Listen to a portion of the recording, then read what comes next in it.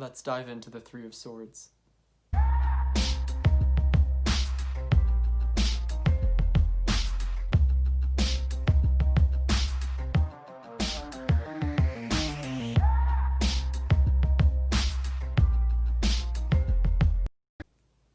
Hi everyone, my name is James Feeney. Welcome to or back to my channel. I'm here today with a VR to Natalia from Ouroboros. The hashtag I believe is entitled #heartbreak, and it is discussing the Three of Swords. So she had a discussion wherein she fleshed out the idea of the Three of Swords and what it entails for her, the meanings that she attributes and derives from the Three of Swords, and it was really deep and meaningful, and it got me thinking about my relationship with that card as well. I thought that it was so interesting that she pushed past that surface layer, got to the heart of a deeper sadness that's not necessarily explainable. She offered some great resources on books as well that can be read to understand feelings of inherent or clinical depression that she associates with the Three of Swords. So of course her video will be linked down below. I highly recommend checking it out. There's a lot of great information packed in there, but I just thought I would share some of my own meanings and how I work with the Three of Swords, or what I see within it and how I find it to be. So here we have the depiction of the Three of Swords. I tend to like decks that don't have the three swords piercing a heart. I've kind of grown away from the literal depictions of the stabbing of the heart that really just keep bringing you back to that idea of heartbreak. And I think Natalia said something somewhat similar, but I think where I deviate and differentiate a little bit from her findings or meanings with the Three of Swords is that I don't necessarily see it as a card of depression, and I thought it was so interesting to hear somebody speak on that because I hadn't ever considered it in that light, and so that was something valuable for me to hear. I think for me, actually, it's a card that I often associate with hard truths, with coming of age, with almost shattering of illusions, but not necessarily the shattering of illusions, more an alteration or an enhancement that is growth that is painful. I hope that makes sense. And so when I look at the Three of Swords and I think about it, I tend to see the sort of pain that comes from truths that are not so pleasant to ingest. So when you're young and the world is a bright and lovely place, hopefully, if you had happier moments in your childhood, I guess the allegory or the metaphor applies regardless, but those happier times in life that seem so idyllic and pleasant, and then there's always going to be this disruptive force or disruptive element of growth that is incited through, most of the times, hardship or knowledge sometimes, that snaps us out of and doesn't allow us to function within those pleasant, sometimes blissfully ignorant spaces. And so for me, that's oftentimes what I see when I look at the Three of Swords, oftentimes in readings that I do for myself. It's asking me to, I've found, really evaluate how I'm functioning. Am I willfully ignorant to something? Am I experiencing discomfort as more of an impetus for growth and an accumulation of knowledge that's taking me outside of my comfort zone? That's the kind of sadness that I see in the Three of Swords. And so when we get that keyword in the Thoth, of course, sorrow, of course, I don't take it to mean sorrow so literally, or that is the end point, more so the jumping off point from which I would then investigate. So sorrow may be the byproduct or might be a side effect of the condition that the Three of Swords encapsulates, but it's not necessarily the destination. It's more like the starting point or a touchstone. And so for me, it's often that hard truth. I also will sometimes think of it in terms of the threes in general, relating back to the Kabbalah and the Tree of Life. We look at the third Sephirah, so all of the threes in the minors are connected to the Sephirah of Binah, the third, and that is the mother. And so I think of the threes as motherly cards in some way. There's a motherly lesson to be learned. And so in the Three of Swords, it's more of the mother that is the tough love, that is the mother that's going to care so much for their child that they want them to grow and to learn, and are willing to have them subject themselves to pain or to bring on an element of discomfort for the growth and betterment of that child. And so it's really a card of tough love that's not easy. So I don't think that, for example, the metaphorical or the archetypal mother present is relishing this. It's not like a twisting of a knife in a wound. It's more like a very grudging, almost like when somebody in one of those movies, I think of it almost like a zombie apocalypse movie where somebody's turning and their best friend has to kill them before they turn into a zombie, and it's like a very difficult decision to be made. I don't know why I just came up with that example or that parallel, but that's in a way what it feels like, a mother who would have to do that to their child. So there's nothing pleasant about it.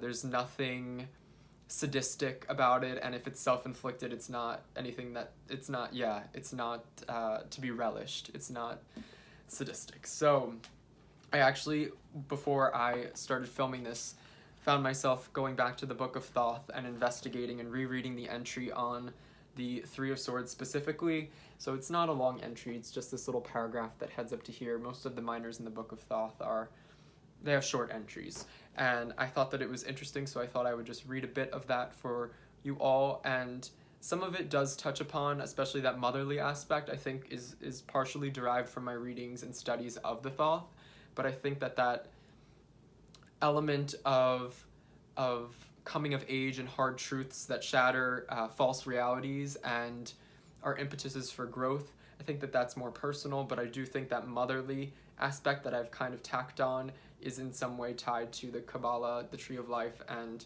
Crowley's writings and findings. So we have, it starts, Sorrow, Three of Swords, Binah, the Great Mother, here rules the realm of air. This fact involves an extremely difficult doctrine which must be studied at length. Let me fast forward a bit. Binah here is not the beneficent mother, completing the trinity with Kether and Chokmah. She represents the darkness of the Great Sea. So this is where, in that realm of the air, of Yetzirah, the airy sort of element and realm, where we're seeing this exemplification of the mother through a different lens, whereas, say, we look at the Three of Cups and we might see that exemplification of Binah, the Great Mother, within that watery realm, and she's a lot more pleasant, placid. She's in her element a bit more, if you think about the associations with the anima and animus, masculine and feminine.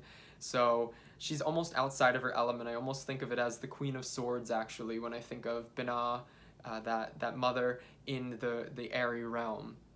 And so that's interesting. It's almost like the Queen of Swords is wielding her power as a mother to exact and enact change for her child in a way. And so we fast forward a little bit more and we get this card is dark and heavy. It is, so to speak, the womb of chaos. So there is this disruptive force. I know that when we get to the fives, that's when we see true disruption, and generally the threes are not so disruptive, but I find that here, and especially in the Suit of Swords, in that airy realm, that we face a lot more disruption, and I attribute that to our perceived reality, our individual reality, and the way that we function as incarnated human beings is really just through the lens of the mind. Our sensory input, how we interact with the physical world, is processed through the mind. Our emotions are intellectualized, our passions, our desires, and impulses are also filtered through our mind. And so it's a tough realm to exist and preside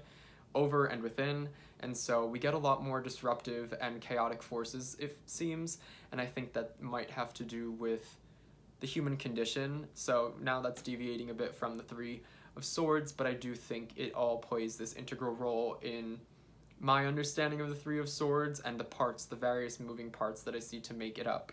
And so we do get that chaos there. And so we have, there is an intense lurking passion to create, but its children are monsters. This may mean the supreme transcendence of the natural order. Secrecy is here, and perversion. So we get these darker, seedier elements being entwined with the idea of the mother, and so it's almost like the type of nurturing that wants the child to be worldly and aware, to not grow up behind very closed walls and a sheltered life. I think that it's really that motherhood and that mothering that wants her child to be able to fly on their own. So there's not, it's almost this, there's a large element of truth and a yearning for extreme truth. So almost to a degree that is shocking, like jumping in a pool of cold water and realizing that the whole world is not warm and that there is this sort of coldness there, that there is a difference in consistency in environment and temperament outside of what you may have known and become accustomed to. And so for me, the Three of Swords is almost like, it is like a shock wave, an electrical impulse, or being thrown off a moving horse or something like that. So it's like that feeling of sorrow when you can no longer remain happy in the midst of lies and half-truths. And so I also will think of, say, coming-of-age movies where the protagonist, who is in that various or analogous age of coming of age, of reaching that adulthood, of late adolescence, where something befalls them, and it's usually that peak turning point in the movie where the character that started at the beginning was all happy and go lucky, and they faced a sort of crisis, an impetus for maturing or individuation, and they then become more aware of who they are, of what the world is. Their views are more comprehensive and informed, and they are, as a result, more complex and able to function within their society, their world of their choosing. Their perceived reality is enhanced in a way. It's also dampened or balanced in that we don't just have the light or the positive having this sort of imbalance. We have something to, like a counterweight that is offered, so that both can really exist harmoniously, cohesively within the one human being. And so that's really where I get off on the Three of Swords and how I interpret it. And oftentimes in readings it will hearken to something of that effect. If not, it will not deviate too far. And I think that is something that is a bit personal for me, but it's also experiential. And so I just thought I would share that and come on and let you guys know how I think and feel about the Three of Swords, because it's an interesting card. I think it's one that lends itself to various interpretations based on its depictions in various writings, I should say. And so I would be curious to know what others think. I am so thankful that Natalia made that video, because it really got the gears of my mind turning, and I do think I'm going to order one of those books that she spoke on. I'd be really curious to know what it entails. So thank you so much, Natalia, for starting this hashtag and for getting me thinking and causing me to reflect on that card. It's really interesting. I hope everybody who is watching this as well. I'd be curious to know what you all think of the Three of Swords and your personal meanings and attributions. Like and subscribe if this was fun and entertaining for you. Until next time, bye.